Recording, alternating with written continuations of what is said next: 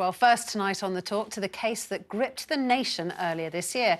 Police who investigated the mysterious disappearance of the dog walker Nicola Bulley from beside a riverbank have been heavily criticised in a damning new report. According to Lancashire's Police and Crime Commissioner, the decision to reveal the mother of two's mental health issues and struggles with alcohol were avoidable and unnecessary, leading to a breakdown in public trust.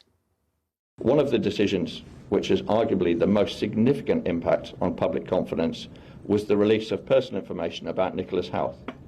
We found that due process was followed in this decision and that it was lawful, but we are in no doubt that releasing this information in the manner the constabulary did was both avoidable and unnecessary.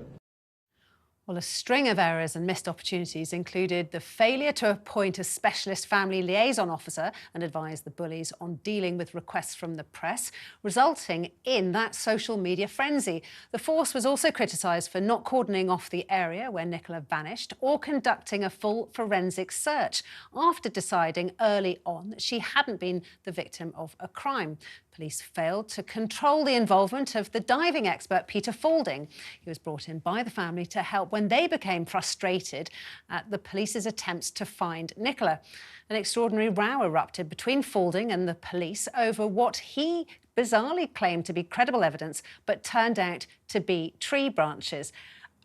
The first thing I thought today in reading this report was, thank goodness that this report has been done, because the case itself highlighted so many problems between the relationship, or within the relationship between the police and the rest of us, if you like. You know, we had those ridiculous scenes of, you know, social media warriors going out there and thinking that they could be Miss Marple and work out what had happened to Nicola. But of course, one of the reasons that happened was because we had all collectively lost faith in what the police was doing. And quite often in this room, we'll discuss how the police spend too much time worrying about, you know, communication and press releases and press officers. But actually, that case really brought back to me how important the relationship is that the police has with the media and with the public, because they so quickly lost respect and trust in that case that it allowed this mushrooming of conspiracy theories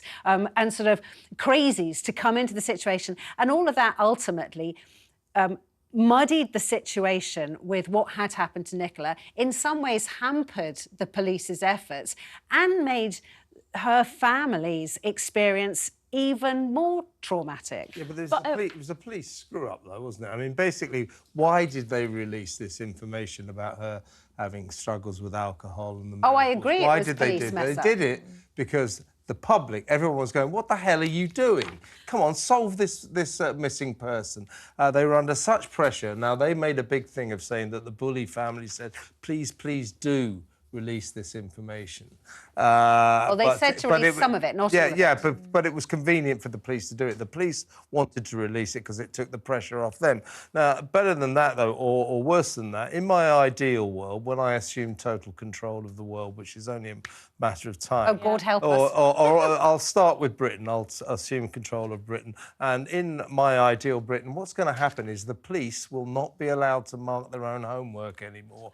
There'll be an independent inquiry into this, because although this seems fairly excoriating, it could have been worse for them. I think the real issue here is about trust in policing, isn't it? And I think this case really showed what happens when you have information that shouldn't be in the public domain out there. It encouraged the crazies, but also there's communities that haven't had trust in policing for such a long time. Like, when you look at the statistics, it shows that in the black community, only 46% of people in the black community trust the police. That's compared to 64% of white people. And when it comes to women, the stats are quite similar, that almost half of women have lost trust in the police since the Sarah Everard case. You know, only 1 in 10 women would feel, or 1 in 10 women feel less likely to report a case of sexual violence or something to the police because of mistrust in policing. And I think that's at the crux of this case,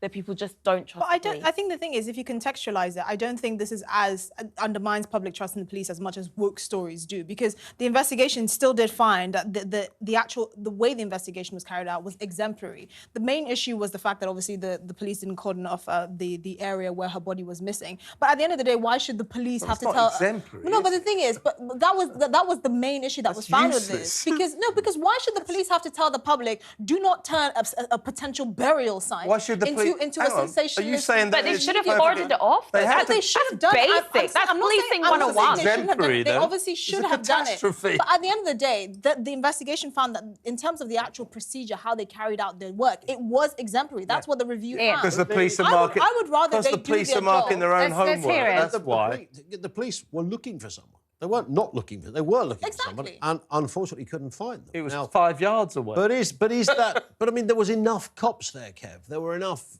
experts in that world. They didn't go out to not find. They went out literally to find someone. And law of averages says sometimes you don't, not straight away. You know, how many cases are there to this day where they still haven't found somebody that they're looking for? So, yes, there are clearly areas that are of concern, and some of the personal stuff may not have been the best way forward for whatever reason they released that. I don't know. But, I mean, in terms of their attempts, of course, what they wanted to do every single day was find her. Yeah, but if they didn't cordon off the area, from then on in, it's downhill all the way. They were useless. It's not every day. The Lancashire Police were useless. I'm sorry. And more other cops have said they weren't useless. You shouldn't have to tell members of the public to not desecrate a potential gravesite. Oh, come on. You shouldn't have to do that. So you don't cordon off a crime scene, you just assume people won't desecrate it. That's really going to work.